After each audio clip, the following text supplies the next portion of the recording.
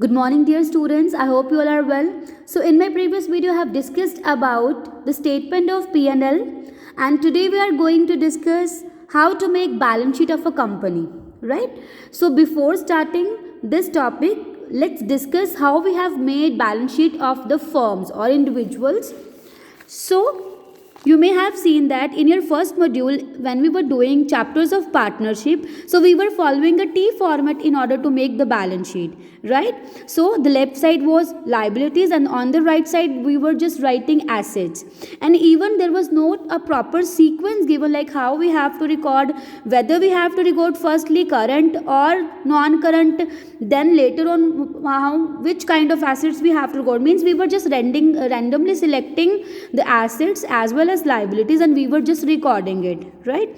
One more thing, in plus 1 class you may have seen that we have done one chapter called accounting equation, where what we were doing, where we were just following an equation which was the total of capital plus liabilities is always equals to assets, and even this equation we apply in all types of balance sheets, whether the balance sheets of any firms or the balance sheet of a company. Now, what is the major difference of making a balance sheet of a company? The first thing is we are following a proper schedule which is given by the Companies Act 2013, and we are following schedule number 3rd in order to make this proper format, right? Now what we have to do, see on the top what we have to write the balance sheet of the name of the company as on, because the balance sheet is to be made on a particular date, that is why we have to write down as on. The most important thing is in this balance sheet we have to follow 6 major heads. How these heads we have to consider? In capital there will be 2 heads, 1. In liabilities again we have to follow 2 major heads. Same in case of assets, 2 major heads we will follow. Means total 1, 2, 3, 4, 5 and 6. So major 6 heads we have to follow in case of our balance sheet. A very simple format is there, just like P&L statement. So firstly you have to write down particulars, where we will write down all the heads as well as subheads. Then note number. You all know that according to Companies Act 2013, now the explanation of that particular head we have to do that in the working notes, not in that format. So the totaling will be transferred here only. Okay, so whatever we have to add, deduct, that we have to show all the things in the workings only. So here we will write down the working notes that we have prepared in order to explain all these heads.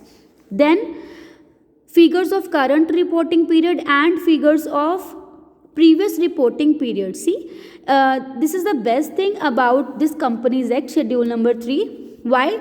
Because it makes easier to make comparison of 2 years while making balance sheet.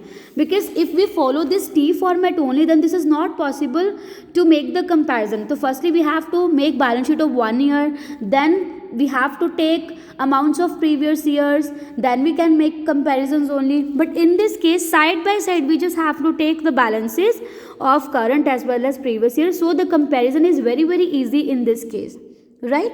So see, we have to follow this equation very easily. Firstly we will take capital means the money which is contributed by the persons. Here we are having our shareholders. You know that the company that issues shares and the people who subscribe for those shares are called shareholders, and moreover they are also the owners of the company. So here in this case of capital we'll talk about those shareholders, right? Then we'll take the liabilities. So firstly let's discuss our major head number 1, that is equity and liabilities. Equity means shareholders, the money जो हमारे shareholders ने पैसा लगाया है, that is called equity. Okay, so in equity what are those 2 major heads? Those are shareholders funds. Shareholders funds means the money which is invested by the shareholders. You know that now there are kinds of capitals there, like subscribed capital, authorized capital, issued capital. So what we have to do, we just have to write down note number 1 here in front of equities and liabilities, right? and we just have to make a working note, and here we have to write. So all kind of capitals will be described there, and the total of which will be transferred here only, right? Now the next is reserve and surplus. See, you all know that the total profit that is earned by a company, either that will be given to the shareholders, right, because it relates to them, or there are lots of reserves where we have to keep money in order to meet some known as well as unknown liabilities, right? So I'll give you some examples like journal reserve, security premium reserve, debenture redemption reserve. If we talk about surplus, then there may be a balance of profit that we have kept aside from last year's profit. So these kinds of reserves, because these are a part of profit, because this is related to our equity only, so that is why we have considered in the heading equity shareholders funds and reserve and surplus. Now if more than 2 reserves are given, then we have to write down here note number 2. We have to make the working note of number 2, and we will add all those reserves and profits, and if loss is there, then we will deduct that, and the balance will be transferred here in the figure column, right? Now the third is money received against share warrants. See students, this is not this will not be asked in the questions in the finals, because this is not related to our syllabus. But if we talk about the headings, because sometimes in the question the examiner may ask that you have to make the format of balance sheet only, then we have to write these terms. So that is why this is important for you to understand these two. Otherwise, if any question will be there in the question, so there these two terms will not be seen there: money received against share warrants and share application money pending allotment, because there are two major headings including share application money pending allotment. So that is why sometimes if the question will be there that just make a format of balance sheet, no figures you have to fill, then we have to consider this number heading number 2, the major head, that is share application money pending allotment.